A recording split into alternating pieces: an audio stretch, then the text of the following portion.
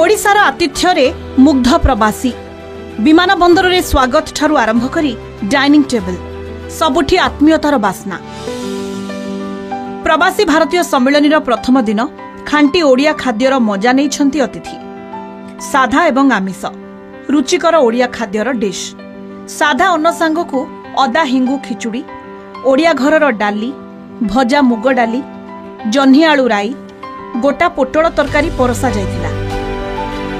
यह सहित ओडिया ढांचार छतु तरकारी और पनीर तरकारी, आमिषरे माटीहांडी खासी मांस, माछ बेसर आउ कुकुड़ा कषा, माटीहांडी मटन आउ माछ बेसर उपरे भारी डिमांड। हाथ चाटी खाइले प्रवासी। ओडिशार रसगोला सांगकु केन्द्रापड़ार रसाबली आउ जिलापी। अतिथिंक मुहरे ओडिया खाद्यर भूरी भूरी प्रशंसा। आराध्य देवता जगन्नाथंक 56 भोग ओडिशारे मिले, तेणु एठाकार खाद्य संपूर्ण नियारा और स्वादिष्ट बोली अधिकांश अतिथिंक मत। ओडिशार आतिथ्य विभोर प्रवासी। ओडिया खाद्य सांगकु पाश्चात्य, एशियन और नॉर्थ इंडियन खाद्य भी Parsa जाइथिला। Jalebi is excellent and rabdi also is good. Combination is good. Ice cream also pure vegetarian. लोग बोलते हैं बंगाल, ऑफ कोर्स बंगाल में भी रसगुल्ला है, मगर उसका जो ओरिजिन है वो हमें लगता है कि ओडिशा। क्यों? क्योंकि जैसा रसगुल्ला सॉफ्ट एंड स्वीट होता है, ऐसे ही ओडिशा के लोग भी हमें सॉफ्ट और स्वीट लग रहे हैं। तो ये बहुत सही जगह चूज करी है प्रधानमंत्री मोदी जी ने। Odisha food is a very good food and the most noteworthy thing is that according to the tradition that I've read about, there is no tomatoes used or potatoes in the traditional Odia cuisine, but yet it's very good cuisine and I appreciate that. खाली खाद्य नुहे, जनता मैदान रे ओडिशार कला संस्कृतिर झलक देखुछंती प्रवासी भारतीय।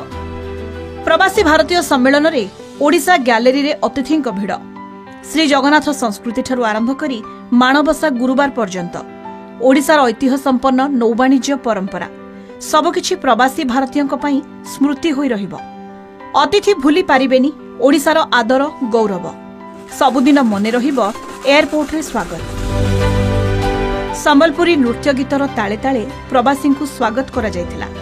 प्रवासींक हाथकु बढ़ाई दिया जायथिला देशर जातीय फूल पद्म फूल।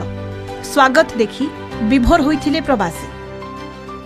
प्रवासी भारतीय दिवस which is a great gift to entire Bharat by our Prime Minister Narendra Modi ji, and Chief Minister Manji ji has taken it to a very good level for Odisha. Lot of investors are here in the Pravasi Bharatiya Sammelan, so they will be looking at Odisha with a different eyes. So there is a good likelihood that there will be some more investment which will be good for the youth of Odisha, क्योंकि उनके लिए jobs और training की opportunities मिलेगी।